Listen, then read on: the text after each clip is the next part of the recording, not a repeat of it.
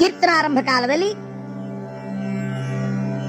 ಲೋಕದಲ್ಲಿ ಅನೇಕ ಜನಗಳು ಯಾಗ ಯಜ್ಞಾದಿಗಳನ್ನು ಮಾಡಿ ದೇವತಾ ಕೈಂಕರ್ಯಗಳನ್ನು ಮಾಡಿ ಪುನೀತರಾಗುತ್ತಾರೆ. ನಿಜವಾದರು ಹೆಣ್ಣು ಮಕ್ಕಳು ತಮ್ಮ ಪತಿಯನ್ನೇ ದೇವರು ಎಂದು ಭಾವಿಸಿ ಅವರ ಸೇವೆಯನ್ನು ಮಾಡಿ ಜೀವನವನ್ನು ಸಾರ್ಥಕ ಮಾಡಿಕೊಳ್ಳಬಹುದು. ಅವರಿಗೆ ಪತಿವ್ರತೆಯರು ಎಂದು ಕರೆಯುವುದುಂಟು. ಆದರ್ಶಮಣೀಯರಾಗಿರತಕ್ಕಂಥ ಅವರಲ್ಲಿ ಅಗ್ರಗಣ್ಯರು ಎನಿಸಿರತಕ್ಕಂಥ ಸಾವಿತ್ರಿ ದೇವಿ ಯಮನೊಡನೆ ಹೋರಾಡಿ ತನ್ನ ಪತಿಯ ಪ್ರಾಣವನ್ನು ತಂದಂಥ ಅವಳ ಕಥೆಯನ್ನು ಕೇಳುವುದು ಹೇಳುವುದೇ ಒಂದು ಮೇಲ್ಮಿತರ ಎಂದ ಮೇಲೆ ಈ ದಿನ ಆ ಸಾವಿತ್ರಿ ದೇವಿಯ ಚರಿತ್ರೆಯನ್ನ ನಾವು ಕೇಳಿ ಆ ಪರಮಾತ್ಮ ಕೃಪೆಗೆ ಪಾತ್ರರಾಗೋಣ. ಮೆರವಪುರದೊಳಗೆ ಪ್ರಿಯವನೆನಿಸಿದ ಪರಮ ಪುರುಷ ಪರಮೇಶನ ಚರಿತ ಆವ ಕಾಲದೊಳು ಕಾವ ಈಶ ಮರೆಯದೆ ಭಜಿಸಿರಿಯನುತ್ತ ಸಾಂಬ ಸದಾ ಶಿವ ಸಾಂಬ ಸದಾ ಶಿವ ಸಾಂಬ ಸದಾ ಶಿವ ಸಾಂಬ ಶಿವ.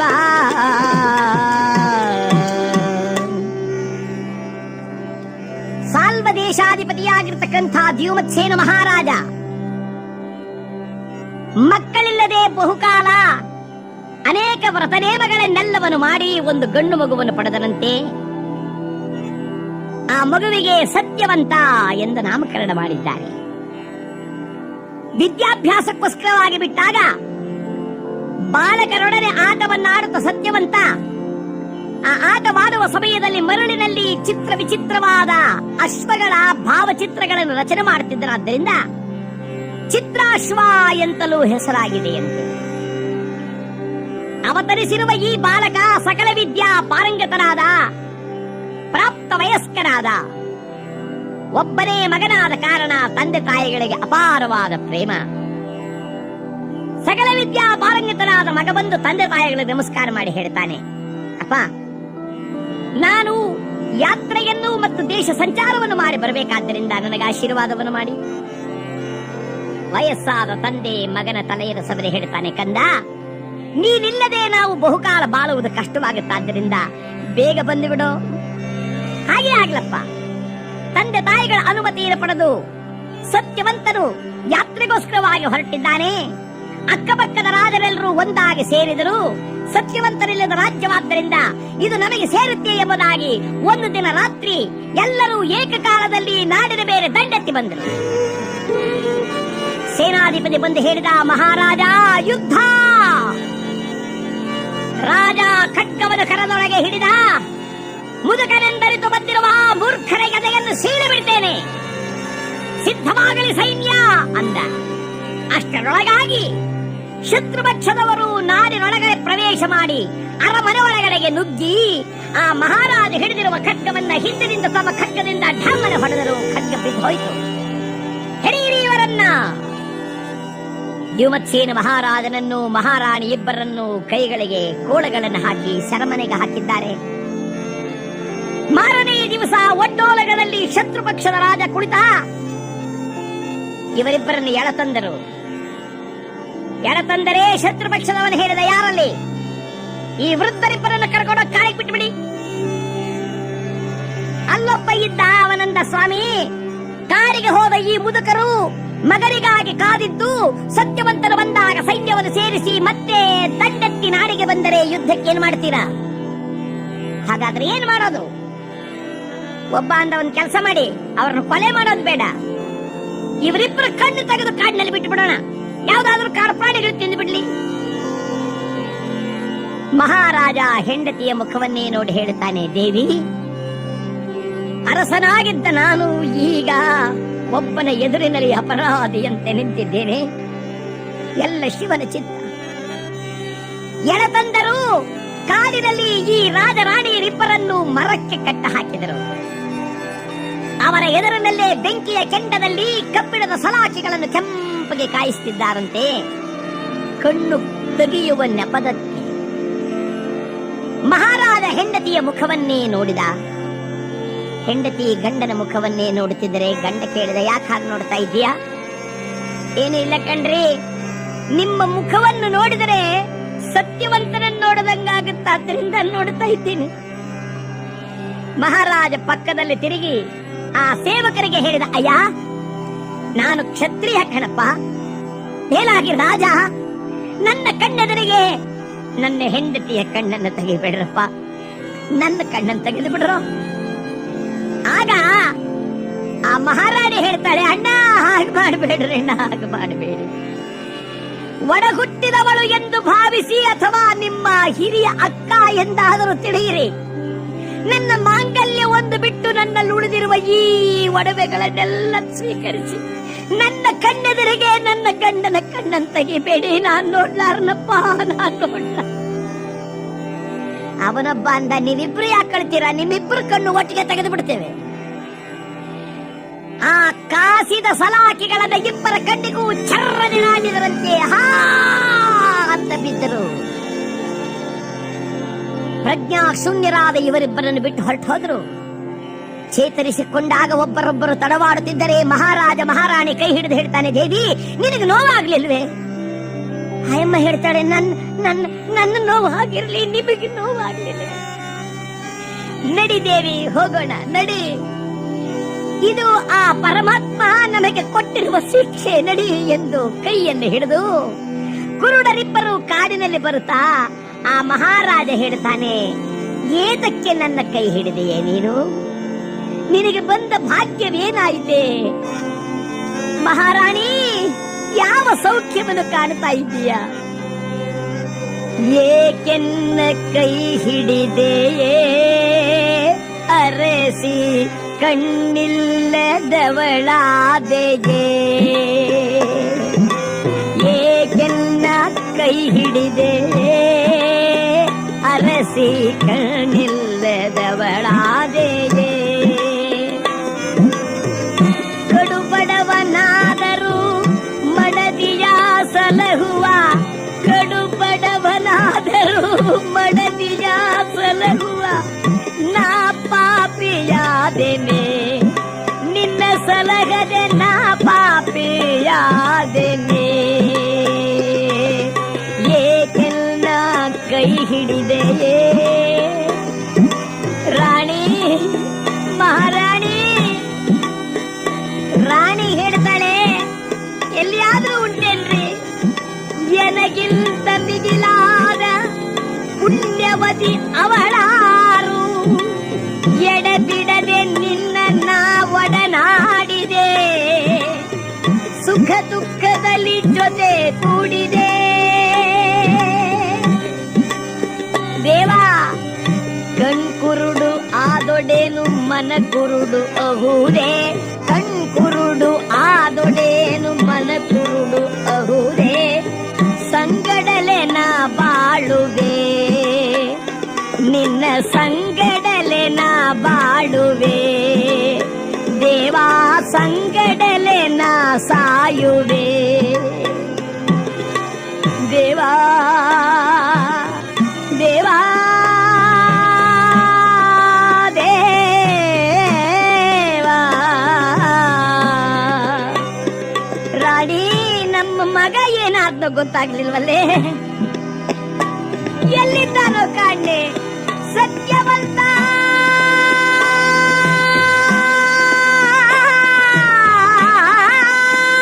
ಮಗನೇ,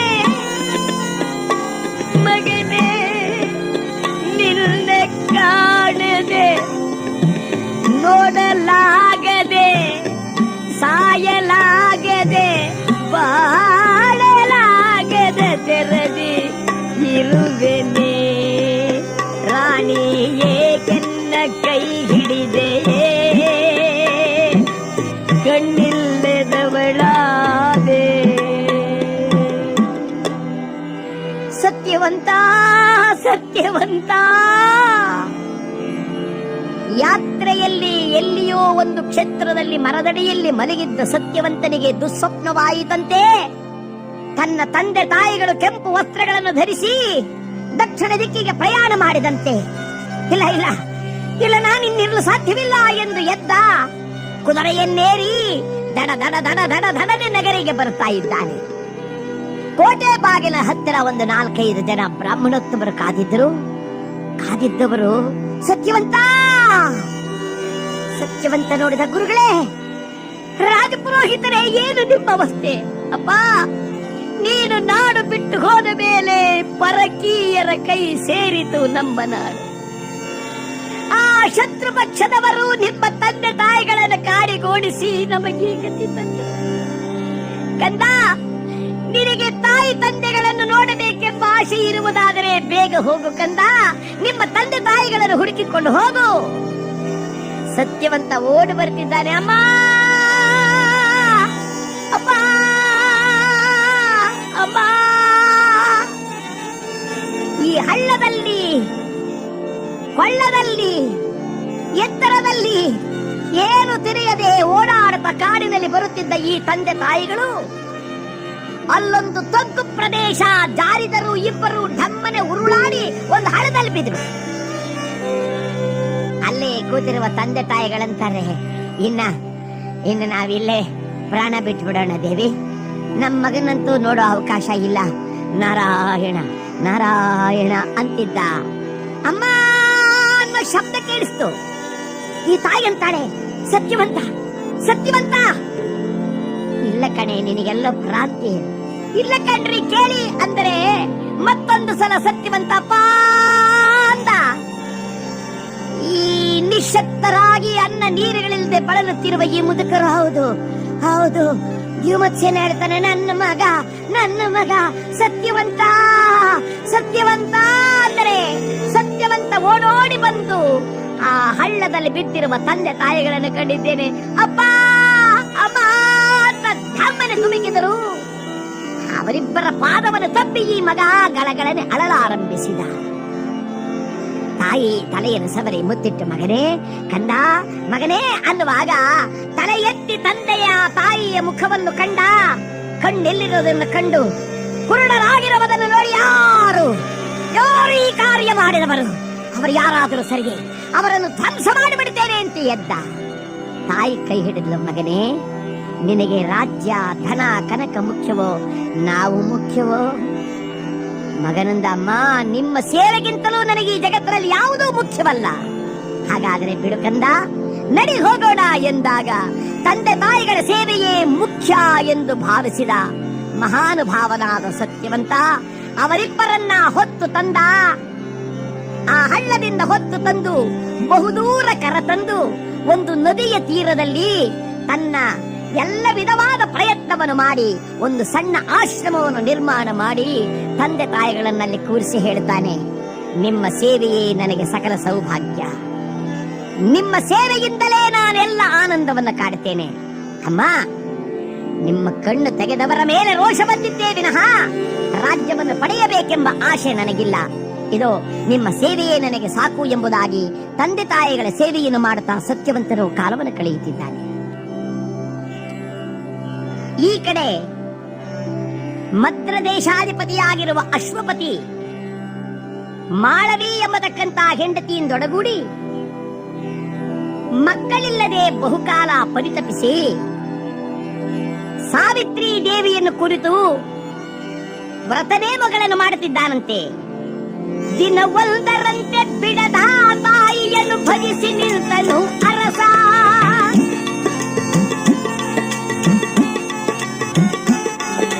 ವರವ ನೀಡ ತಾಯೇ ಗೌರಿ ಎಂದೆನುತ್ತಾ, ವರವ ನೀಡ ತಾಯೇ ಗೌರಿ ಎಂದೆನುತ್ತಾ, ನಾರಾಯಣ ನಮೋ ನಾರಾಯಣ ನಾರಾಯಣ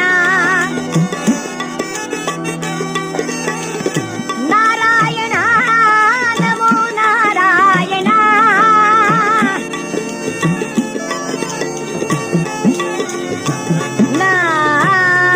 ನಾರಾಯಣ. ಈ ಗಂಡ ಹೆಂಡರಿಬ್ಬರೂ ಸಹ ಪ್ರತಿದಿನ 10,000 ಹೋಮಗಳನ್ನು ಮಾಡ್ತಾ ಇದ್ದಾರೆ ಸಾವಿತ್ರಿ ದೇವಿಯನ್ನು ಕುರಿತು, ಮಕ್ಕಳಿಲ್ಲ ಅನ್ನುವುದಕ್ಕಾಗಿ.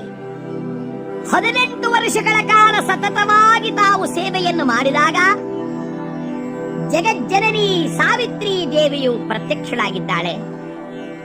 ಆಶೀರ್ವಾದ ಮಾಡಿದಳಂತೆ, ನಿಮ್ಮ ಸೇವೆಗೆ ನಾನು ಸಂತುಷ್ಟಳಾಗಿದ್ದೇನೆ. ಇದು ಸಂತಾನ ಭಾಗ್ಯ ನಿಮಗಿದೆ ಎಂದು ಆಶೀರ್ವಾದ ಮಾಡಿದರು.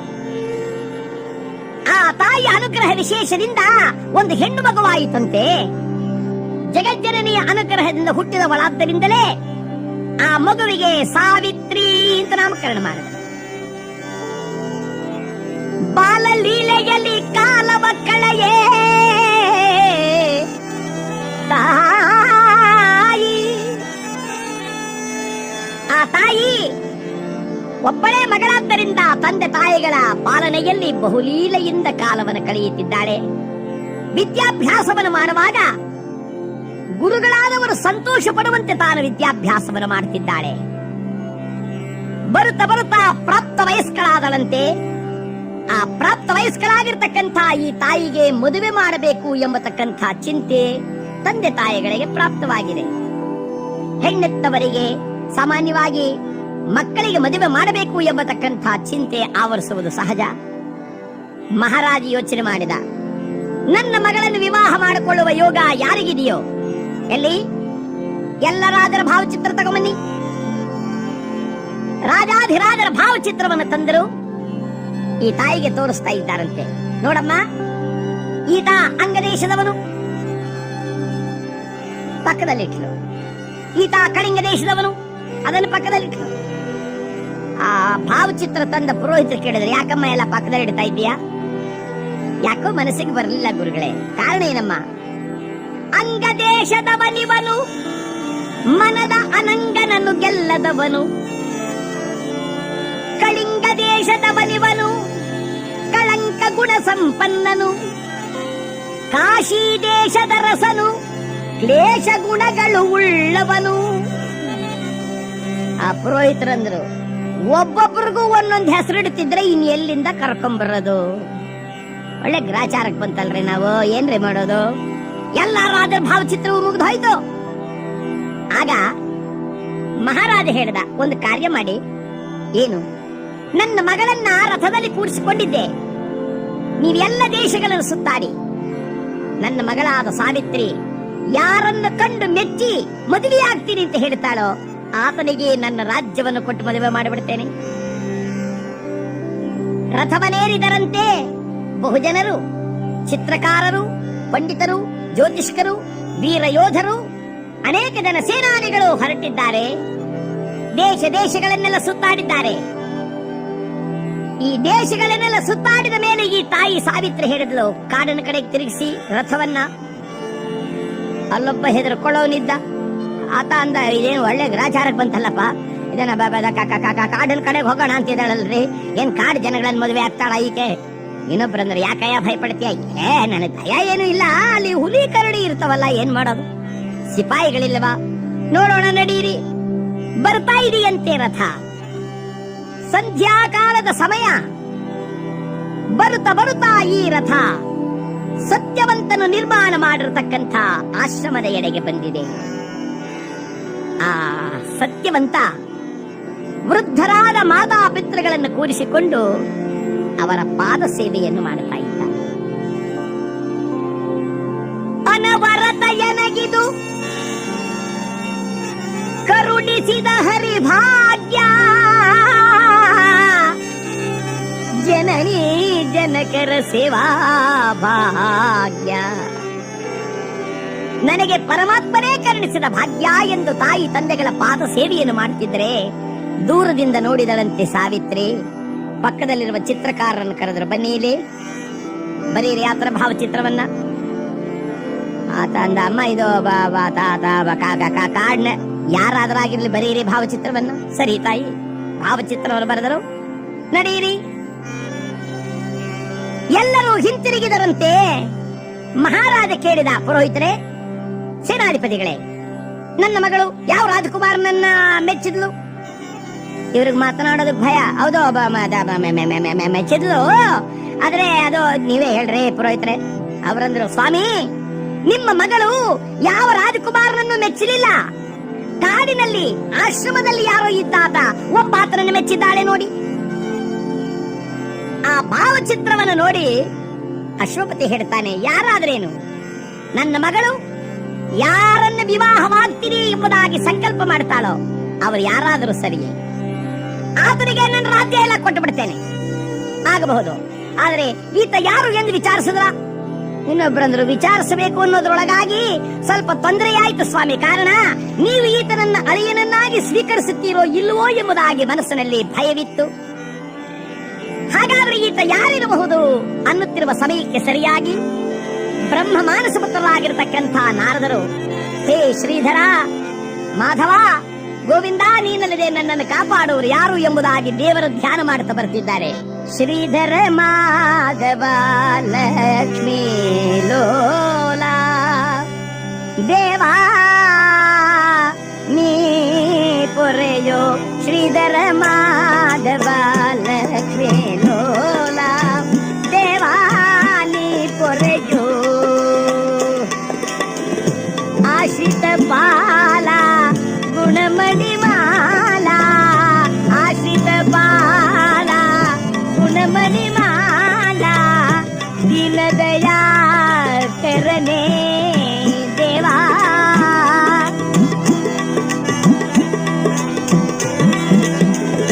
ದೀನದಯಾ ಕರನೇ ದೇವಾ, ದೀನದಯಾ ಕರನೇ ದೇವಾ, ದೀನದಯಾ ಕರನೇ. ನಾರಾಯಣ. ನಾರದರ ಆಗಮನವಾದ ಕೂಡಲೇ ಅಶ್ವಪತಿ ಮಹಾರಾಜ ಎದ್ದು ಕೈಗಳನ್ನು ಜೋಡಿಸಿ ನಮಸ್ಕಾರವನ್ನು ಮಾಡಿದರಂತೆ. ದೂರದಲ್ಲೇ ಇದ್ದಂತಹ ಸಾವಿತ್ರಿ ಓಡಿ ಬಂದಿದ್ದೆ. ಪೂಜ್ಯರಿಗೆ ನಮೋ ನಮಃ. ಇದು ವಂದನೆ. ನಾರದರೇನು ಮಾಡಿದರು? ದೀರ್ಘ ಸುಮಂಗಲೀ ಭವ. ಅಶ್ವಪತಿ, ಏನು ವಿಶೇಷ? ನನ್ನ ಮಗಳ ವಿವಾಹದ ವಿಚಾರವಾಗಿ, ವರನ ವಿಚಾರವಾಗಿ ಮಾತನಾಡುತ್ತಿದ್ದೇನೆ. ಹೌದಾ? ಎಲ್ಲಿ? ಯಾರು ವರ? ಗುರುಗಳೇ, ನೋಡಿ, ಈತರನ್ನು ಮೆಚ್ಚಿದ್ದಾರೆ ನನ್ನ ಮಗಳ ಸಾವಿತ್ರಿ ಎಂದು ಭಾವಚಿತ್ರ ಕೊಟ್ಟರಂತೆ. ಆ ಭಾವಚಿತ್ರವನ್ನು ನೋಡಿದ ಕೂಡಲೇ ನಾರದರು, ನಾರಾಯಣ ನಾರಾಯಣ. ಅಮ್ಮ ಸಾವಿತ್ರಿ, ನನ್ನ ಮಾತನ್ನು ಕೇಳು. ನೀನು ಈತರನ್ನು ಮರೆತು ಮತ್ಯಾರನ್ನಾದರೂ ವಿವಾಹವಾಗಲು ಸಿದ್ಧರಾಗಮ್ಮ. ಏಕೆ ಗುರುಗಳೇ? ಅಮ್ಮ, ಈತ ಅಲ್ಪಾಯುಷ್ಯವಂತ. ಇನ್ನು ಕೇವಲ 1 ವರ್ಷದೊಳಗಾಗಿ ಈತನಿಗೆ ಮರಣವು ಸನ್ನಿಹಿತವಾಗುವಂತಿದೆಯಾದ್ದರಿಂದ ನನ್ನ ಮಾತನ್ನು ಕೇಳು, ಮರೆತು ಬಿಡು. ಹಾಗಂದರೆ ಈ ಸಾವಿತ್ರಿ ದೇವಿ ಹೇಳ್ತಾಳೆ, ಗುರುಗಳೇ, ಮನವೊಬ್ಬರಿಗಿತ್ತು ತನುವೊಬ್ಬರಿಗೀಯುವ ಆ ಹೇಯ ಕಾರ್ಯವನ್ನು ಮಾಡುವಳು ನಾನಲ್ಲ.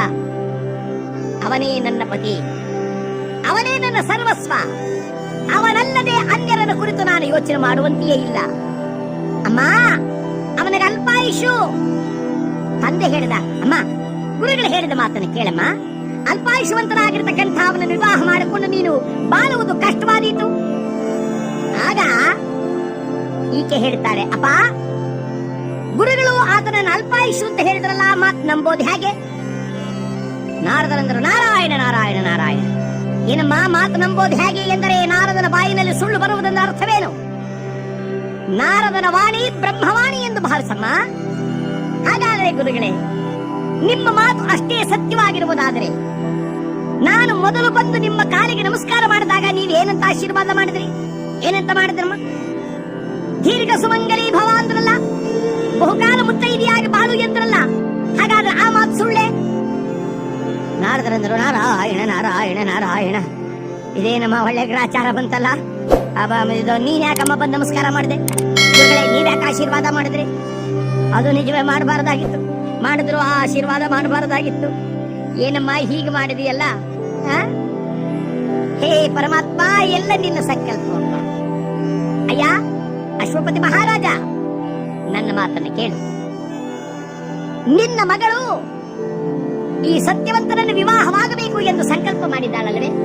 ಅಂದ ಮೇಲೆ ಸತ್ಯವಂತನಿಗೆ ಈಕೆಯನ್ನು ಕೊಟ್ಟ ವಿವಾಹವನ್ನು ಮಾಡು.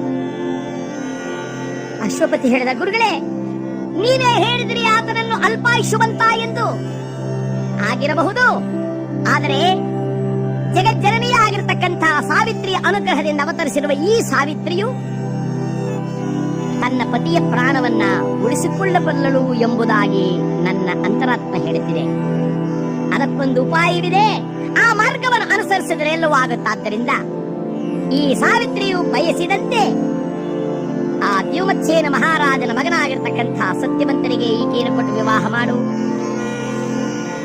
ಹಾಗಂದ ಕೂಡಲೇ ಈ ಮಾತಿಗೋಸ್ಕರವಾಗಿ ಒಪ್ಪಿ ಅಶ್ವಪತಿ ಮಹಾರಾಜ ತನ್ನ ಸಕಲ ಸೇನಾ ಪರಿವಾರ ಸಮೇತನಾಗಿ ಕಾಡಿನಲ್ಲಿ ವಾಸ ಮಾಡಿಕೊಂಡಿರತಕ್ಕಂಥ ದ್ಯುಮತ್ಸೇನ ಮಹಾರಾಜನ ಆಶ್ರಮಕ್ಕೆ ಬಂದಿದ್ದಾನೆ.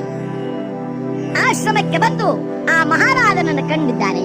ಮಹಾರಾಜ ಮತ್ತು ಮಹಾರಾಣಿಯರು ಕಣ್ಣಿಲ್ಲದವರು, ಅವರನ್ನ ಮಾತಿನಿಂದಲೇ ಸತ್ಕರಿಸಿ ದಯಮಾಡಿಸಿ ಕುಳಿತುಕೊಳ್ಳಿ ಎಂಬುದಾಗಿ ಕೂರಿಸಿದ್ದರೆ ಎಲ್ಲರೂ ಸಹ ಆ ಆಶ್ರಮದಲ್ಲಿ ಉಪಸ್ಥಿತರಾಗಿದ್ದಾರೆ.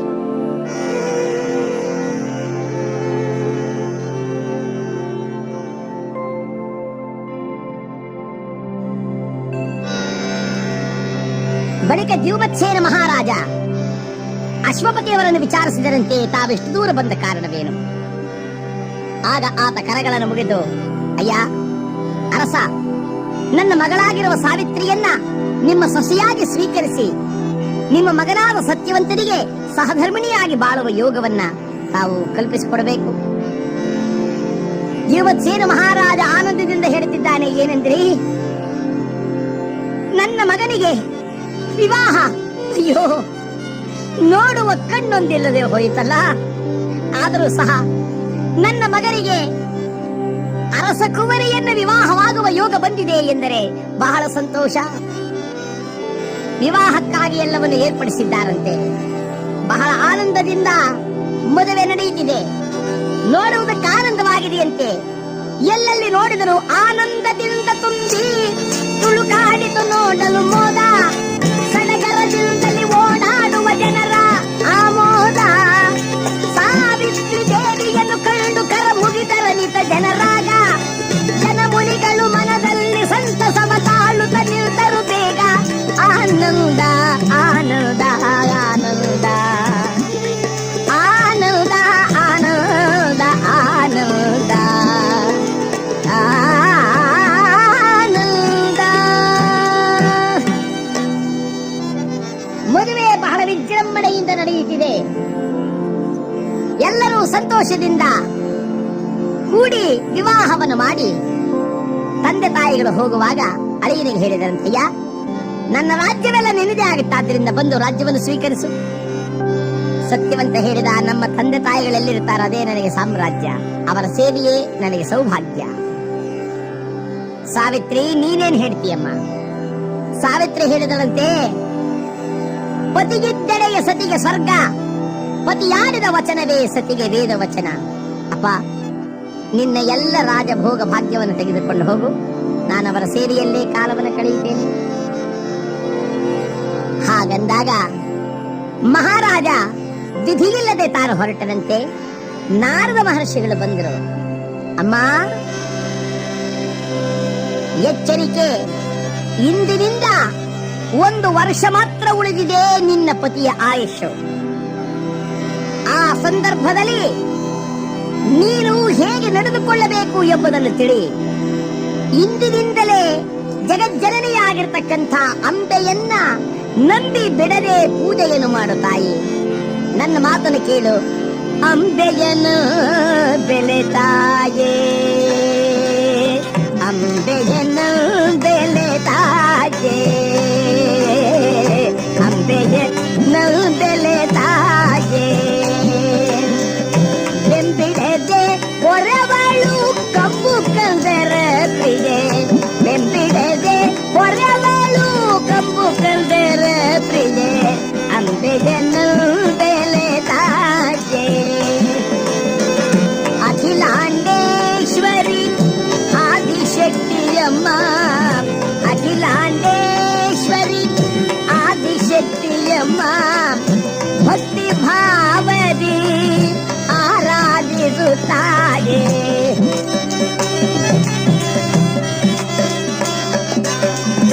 ಭಕ್ತಿ ಭಾವದಿ ಆರಾಧಿಸುತ್ತಾಯ್. ಸರ್ವೇಶ್ವರಿ ಸಾವಿತ್ರಿಯುತ 3 ಲೋಕಕ್ಕೆ ಅಡಿಪಳು ಜನಿ, ದುರಿತಗಳೆಲ್ಲವ ದೂರ ಮಾಡಿ ಸಲಹುವಳು ನಿನ್ನ ಅನವರತ ಈ ಪರಿಯೊಳಗೆ. ಅಂಬೆಯನ್ನು ಬೆಲೆ ತಾಯೇ, ಬೆಂಬಿಡದೆ ಹೊರವಳು ಕಂಬು ಕಂದರ ಪ್ರಿಯೆ, ಬೆಂಬಿಡದೆ ಹೊರವಳು ಕಂಬು ಕಂದರ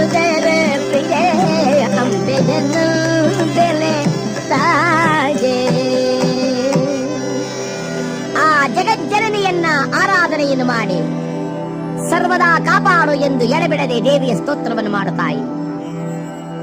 ನಾರದರ ಉಪದೇಶವನ್ನು ಪಡೆದಿರತಕ್ಕಂಥ ಸಾವಿತ್ರಿ ಅನುದಿನದಲ್ಲಿಯೂ ನೀನೇ ಗತಿ ಎಂಬುದಾಗಿ ದೇವರ ಸೇವೆಯನ್ನು ಮಾಡಲು ಪ್ರಾರಂಭಿಸಿದಳಂತೆ. ಉದಯದೊಳು ಎದ್ದು ನದಿಯ ಸ್ನಾನವ ಮಾಡಿ ಮುದದಿ ಪದಿ ಪಾದ ಕೆರಗಿ ಅತ್ತೆ ಮಾವಂದಿರಲಿ ಅಕ್ಕರೆಯ ಸೇವೆಯನ್ನು ಮಾಡುತ್ತಲಿ ಅಮ್ಮ ಸಲಹುತ್ತಾಯೆ ಎಂದು ದೇವಿಯಲ್ಲಿ ಪ್ರತಿ ದಿವಸದಲ್ಲಿಯೂ ಕೂಡ ಉಷಕ್ಕಾಲದಲ್ಲಿ ಎದ್ದು ನದಿಯ ಸ್ನಾನವನ್ನು ಮುಗಿಸಿ ಪತಿಯ ಪಾದಕ್ಕೆ ನಮಸ್ಕರಿಸಿ ಅತ್ತೆ ಮಾವಂದರ ಸೇವೆಯಲ್ಲಿ ಕಾಲವನ್ನು ಕಳೆಯುತ್ತಾ ತನ್ನ ಪೂಜಾ ಮಂದಿರದಲ್ಲಿ ಸಾವಿತ್ರಿ ದೇವಿ ಆರಾಧನೆಯನ್ನು ಮಾಡುತ್ತಿದ್ದಾಳೆ. ಆಶ್ರಮದ ಎದುರುಗಡೆ ಇರಬಹುದಾದ ಒಂದು ಮರದ ಮೇಲೆ ಗೆರೆಯನ್ನೆಳೆಯುತ್ತಿದ್ದಾಳಂತೆ. ದಿನವೊಂದು, ವಾರವೊಂದು, ಮಾಸವೊಂದು. ಒಂದು ದಿನವಾಯಿತು, ಒಂದು ವಾರವಾಯಿತು, ಒಂದು ತಿಂಗಳಾಯಿತು ಅಂತ ಹೀಗೆ ಕಾಲವನ್ನು ಕಳೆಯುತ್ತಿದ್ದಾಳೆ. ಆ ಸಮಯ ಬರುತ್ತಿದೆಯಂತೆ. 1, 2, 3, 4 ಈ ರೀತಿಯಾಗಿ ಕಾಲ ಕಳೆಯುತ್ತ ಗುರುಗಳು ಹೇಳಿದಂತ ಆ ವರ್ಷ ಸಮಾಪ್ತಿಯಾಗುವ ಕಾಲ ಬರುತ್ತಿದ್ದರೆ ಈಕೆ ಪ್ರತಿ ದಿವಸ ಮಾಡಬಹುದಾದ ವ್ರತವನ್ನು ಕಂಡು ಅವರ ಅತ್ತೆ ಹೇಳ್ತಾಳೆ, ಯಾಕಮ್ಮ ಸಾವಿತ್ರಿ, ರಾಜಕುಮಾರಿಯಾದ ನೀನು ಅನ್ನ ಆಹಾರಗಳನ್ನು ಬಿಟ್ಟು ಹೀಗೆ ವ್ರತ ಮಾಡ್ತಾ ಇದೆಯಲ್ಲಮ್ಮ? ಸಾವಿತ್ರಿ ಹೇಳಿದ್ಲು, ಅಮ್ಮ, ಅತ್ತೆಮ್ಮ, ನಾನು ನನ್ನ ಮನಸ್ಸಿಗೆ ಮೆಚ್ಚಿದ ಪತಿ ನನಗೆ ದೊರೆತರೆ ನಿನ್ನನ್ನು ಈ ರೀತಿಯಾಗಿ ಪೂಜೆ ಮಾಡುತ್ತೇನೆ ಎಂಬುದಾಗಿ ನಾನು ಪ್ರತಿಜ್ಞೆಯನ್ನು ಮಾಡಿದ್ದೆ, ಪ್ರಮಾಣ ಮಾಡಿದ್ದೆ. ನನ್ನ ಮನಸ್ಸಿಗೆ ಮೆಚ್ಚಿದಂತ ಪತಿಯು ಅತ್ತೆ ಮಾವಂದರು ಸಿಕ್ಕಿದ್ದಾರಾದ್ದರಿಂದಲೇ ನಾನು ಈ ಸೇವೆಯನ್ನು ಮಾಡುತ್ತಿದ್ದೇನೆ. ಎನ್ನವರೇ, ಇನ್ನೊಂದು ವಿಚಾರ ಏನು? ನಾನು ಇವತ್ತಿನಿಂದ ಒಂದು 3 ದಿವಸಗಳ ಕಾಲ ಅನ್ನ ಆಹಾರಗಳನ್ನು ತೊರೆದು ಸತತವಾಗಿ ನಾನು ಸೇವೆಯನ್ನು ಮಾಡಬೇಕು. ದಯಮಾಡಿ ನನಗೆ ಅವಕಾಶವನ್ನು ಕೊಡಿ. ಅತ್ತೆ ಹೇಳಿದ್ಲಮ್ಮ, ನಿನಗೆ ಅಭ್ಯಂತರವಿಲ್ಲ ಅಂದ್ರೆ ನಂದೇನಿಲ್ಲ ತಾಯಿ. ರಾಜಕುಮಾರಿಯಾದ ನೀನು ಅನ್ನ ಆಹಾರಗಳನ್ನು ತೊರೆದಿದ್ದೀಯಲ್ಲ, ಚಿಂತೆ ಇಲ್ಲ ಅತ್ತೆಮ್ಮನವರೇ. ಇದು ವ್ರತವನ್ನು ಮಾಡುತ್ತಿದ್ದೇನೆ ಎಂಬುದಾಗಿ ಬಂದು ಓಂ ಜಗಜ್ಜನನಿ ಹೇ ಮಾತಾ ಅಂತ ಕೂತಲಂತೆ. ಕಳೆದು ದಿನ 1, 2 ಮತ್ತೆರಡು ದಿನಗಳ ಕಳೆಯಿತು. ಆ ದಿನ ಪ್ರಾಪ್ತವಾಯಿತು. ಸಾವಿತ್ರಿ ಎದುರು ನೋಡುತ್ತಿದ್ದ ದಿನ. ಅಂದು ಸತ್ಯವಂತ ಹೇಳಿದ, ಸಾವಿತ್ರಿ, ಆಶ್ರಮದಲ್ಲಿ ಕಷ್ಟಗಳ ಕೊರತೆ ಕಾಣುತ್ತಿದೆ, ಒಣಸೌದೆ ಕಾಣುತ್ತಿಲ್ಲ, ನಾನು ಕಾಡಿಗೆ ಹೋಗಿ ತರ್ತೇನೆ ಅಂತ ಕೊಡಲಿಯನ್ನು ಮತ್ತು ಹಗ್ಗವನ್ನ ಕೈಯಲ್ಲಿ ಹಿಡಿದು ಹೊರಟ. ಹೆಂಡತಿ ಹತ್ರ ಬಂದು, ಸ್ವಾಮಿ ದೇವರೇ, ಏನು ದೇವಿ, ಇಷ್ಟು ದಿನವಾಯಿತು ನಾನು ಈ ಪ್ರದೇಶವನ್ನೇ ನೋಡಿಲ್ವಾದ್ರಿಂದ ದಯಮಾಡಿ ನನ್ನನ್ನು ಕರ್ಕೊಂಡು ಹೋಗಿರಿ. ಸತ್ಯವಂತ ಅಂದ, ಏನ್ ಮಾತಾಡ್ತಾ ಇದೀನಿ? ಯಾರಾದ್ರೂ ಋಷಿಗಳು ನೋಡಿದ್ರೆ ಏನಂತಾರು? ಇನ್ನು ಮದುವೆಯಾಗಿ 1 ವರ್ಷವಾಗ್ಲಿಕ್ಕಿಲ್ಲ, ಆಗ್ಲೇ ಹೆಂಡತಿನ ಕರ್ಕೊಂಡು ಎಲ್ಲಿ ಓಡಾಡ್ತಾನೆ ನೋಡಿ, ಎಷ್ಟು ಸುತ್ತಾಡ್ತಾನೆ ನೋಡ್ರಿ. ಓಡಿ ಬಂದು ಸಾವಿತ್ರಿ ಅತ್ತೆ ಕಾಲು ಹಿಡಿದು, ಅತ್ತೆನ್ನೋರೇ, ನನ್ನನ್ನ ನಮ್ಮ ಯಜಮಾನರು ಕರ್ಕೊಂಡು ಹೋಗೋಲ್ಲ ಅಂತಾರೆ, ನಾನು ಈ ಪ್ರದೇಶವನ್ನು ನೋಡ್ಬೇಕು ಅಂತ ಆಸೆ. ತಾಯಂದ್ಲು, ಸತ್ಯವಂತ, ಏನಮ್ಮ ಕರ್ಕೊಂಡು ಹೋಗಪ್ಪ. ಬಂದ ಮೊದಲುಗೊಂಡು ಇದು ಪರ್ಯಂತರವೂ ಹೊರಗೆ ಒಂದು ಹೆಜ್ಜೆಯನ್ನಿಟ್ಟವಳಲ್ಲ ಸಾವಿತ್ರಿ. ಏನು ಪುಣ್ಯ ಮಾಡಿದ್ವೋ ಇಂತ ಸೊಸೆ ಸಿಕ್ಕಿದ್ದಾರೆ, ಕರ್ಕೊಂಡು ಹೋಗೋ, ಕರ್ಕೊಂಡು ಹೋಗೋ ಅಂದ್ರೆ ಸತ್ಯವಂತ ಹೇಳಿದ, ಬಾ ಬಾ ಎನ್ನುವಾಗ ಸಾವಿತ್ರಿ ಸಂಗಡ ಬರ್ತಾ, ಅದ ನೋಡು, ಅಲ್ಲಿ ಕಾಣುತ್ತಿದೆಯಲ್ಲ ಆ ಪರ್ವತ, ಅದರ ಮೇಲೊಬ್ಬ ಮುನಿಗಳು ಕುಳಿತಿದ್ದಾರೆ. ಅವರು ಮಹಾನುಭಾವರು. ಈ ಮರದಲ್ಲಿ ನೋಡು ಎಷ್ಟು ಚಂದವಾದ ಹಣ್ಣು ಬಿಟ್ಟಿದೆ, ಈ ಗಿಡದಲ್ಲಿ ಹೂವನ್ನು ನೋಡಿದೀಯಾ ಅಂದರೆ ಸತ್ಯವಂತ ವನದ ಸೌಂದರ್ಯವನ್ನು ತೋರುತ್ತಿದ್ದರೆ ಸಾವಿತ್ರಿ ಅವನ್ನ ಯಾವುದನ್ನೂ ನೋಡುತ್ತಿಲ್ಲ, ಗಂಡನನ್ನೇ ನೋಡುತ್ತಿದ್ದಾಳಂತೆ. ಒಂದು ವನಮರ ಸಿಕ್ಕಿತು. ಸಾವಿತ್ರಿ, ಈ ಸ್ವಲ್ಪ ಹೊತ್ತಿಲ್ಲಿ ಕೂತಿರು, ನಾನು ಈಗಲೇ ಈ ಮರವನ್ನು ಕಡಿದು ನಮ್ಮ ಆಶ್ರಮಕ್ಕೆ ಬೇಕಾದಷ್ಟು ಕಾಷ್ಟವನ್ನು ತೆಗೆದುಕೊಳ್ಳುತ್ತೇನೆ ಎಂದು ಕೈಯಲ್ಲಿ ಕೊಡಲಿಯನ್ನು ಹಿಡಿದು ಹರ ಹರ ಮಹಾದೇವ ಅಂತ ಒಂದು ಪೆಟ್ಟನ್ನು ಕೊಟ್ಟ. ಇಲ್ಲಿ ಯಮನಗರದಲ್ಲಿ ಯಮರಾಜ ಕೇಳಿದರಂತೆ, ಚಿತ್ರಾಪುತ್ರರೇ, ಇನ್ನಾರು ಬರಬೇಕಾಗಿದೆ? ಅವರು ಹೇಳಿದರು, ಸ್ವಾಮಿ, ಈಗ ಬರಬೇಕಾಗಿರುವುದು ದ್ಯುಮತ್ಸೇನ ಮಹಾರಾಜನ ಮಗನಾಗಿರ್ತಕ್ಕಂಥ ಸತ್ಯವಂತ ಅಥವಾ ಚಿತ್ರಾಶ್ವ. ಯಮಧರ್ಮ ಹೇಳಿದ, ಹಾಗಾದರೆ ಅವನು ಸತ್ಯವಂತನು, ಮಾತಾಪಿತೃಗಳ ಭಕ್ತನೂ ಆಗಿರುವುದರಿಂದ ಅವನನ್ನು ಕರೆತರಲು ನಾನೇ ಹೋಗ್ತೇನೆ ಎಂದ. ಎದ್ದ ಕೂಡಲೇ ನಾರದರು ನಾರಾಯಣ ಅಂತ ಬಂದು ಹೇಳಿದರಂತೆ, ಯಮರಾಜ, ನೀನು ಯಾರ ಪ್ರಾಣವನ್ನು ತರಲು ಹೋಗ್ತಿರುವಿಯೋ ಆ ಪ್ರಾಣ ತರಲು ನಿನ್ನಿಂದ ಆಗುವುದಿಲ್ಲವಾದ್ದರಿಂದ ಬೇರೆಯವರನ್ನ ಯಾರನ್ನಾದರೂ ನೋಡು. ಯಮನಂದ, ಏನ್ ಮಾತಾಡ್ತೀರ ಗುರುಗಳೇ? ಯಮರಾಜನಿಗೆ ಅಸಾಧ್ಯವಾದದ್ದಾವುದೂ ಇಲ್ಲ. ಯಮರಾಜ ಮನವನ್ನು ಮಾಡಿದರೆಂದರೆ ಆರು ಉಳಿಯುವಂತಿಲ್ಲ. ಅಯ್ಯ, ಹಾಗಲ್ಲ, ಈ ಒಂದು ಕಾರ್ಯ ಮಾತ್ರ ನಿನ್ನಿಂದ ಆಗದು ಅಂದರೆ ಯಮ ಕೇಳಿದ ನಾರದರೆ, ಅಂದರೆ ಅವನು ಅವನ ಪ್ರಾಣವನ್ನು ಉಳಿಸಿಕೊಳ್ಳಬಲ್ಲನೆ? ಅದಕ್ಕೆ ನಾರದರು ಹೇಳಿದರು, ಇಲ್ಲ ಇಲ್ಲ, ಅವಳು ಅವನ ಪ್ರಾಣವನ್ನು ಉಳಿಸಿಕೊಳ್ಳಬಲ್ಲಳು, ನೋಡಿಯೇ ಬಿಡುತ್ತೇನೆ ಎಂಬುದಾಗಿ ತನ್ನ ವಾಹನವನ್ನೇರಿದನಂತೆ. ಏರಿ ಹೊರಟರೆ ಗಡಗಡ ನಡುಗಿದು ಪೃಥ್ವಿಯ ಕ್ಷಣದಿ ಯಮನು ಬಂದ ಬಲು ಬೇಗ.